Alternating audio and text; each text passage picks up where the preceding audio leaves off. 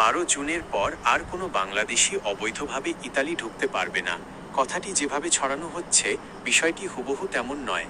আসল ঘটনা হলো 12 জুন 2026 থেকে ইউরোপীয় ইউনিয়ন ইইউ এবং ইতালি সরকার তাদের new migration and asylum pact এবং নতুন রি ইমিগ্রেশন ডিক্রি পুরোপুরি কার্যকর করেছে।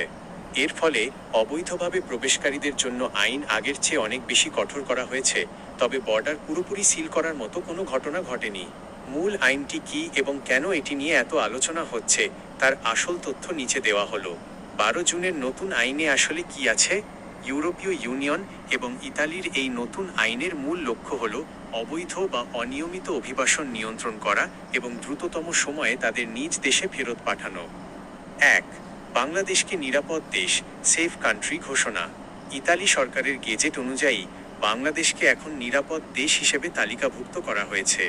এর মানে হল 12 জুনের পর কোনো বাংলাদেশি যদি দালালের মাধ্যমে অবৈধ পথে, যেমন গেম মেরে লিবিয়া বা তিউনিশিয়া হয়ে ভূমধ্যসাগর দিয়ে ইতালিতে ঢোকেন, তবে তিনি রাজনৈতিক বা মানবিক আশ্রয় অ্যাসাইলিম রিফিউজি স্টেটাস পাওয়ার যোগ্য বলে বিবেচিত হবেন না।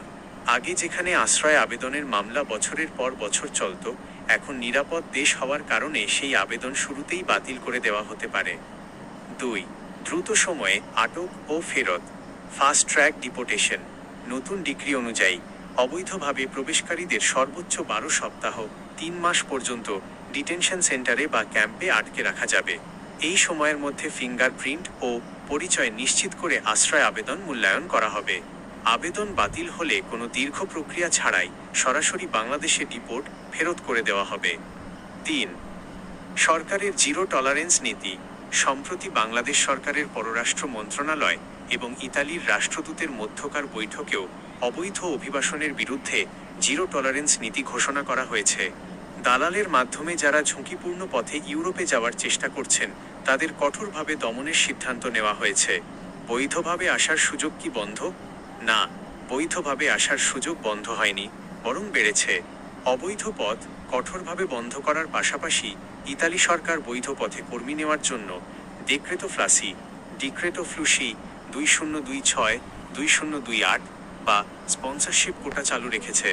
2026 সালের জন্য মোট 1,64,850 জন ইউরোপীয় কর্মীকে ইতালিতে বৈধ কাজের পারমিট দেওয়া হচ্ছে, যার মধ্যে বাংলাদেশ অন্যতম অগ্রাধিকার প্রাপ্ত দেশ। অভিবাসনের ধরন।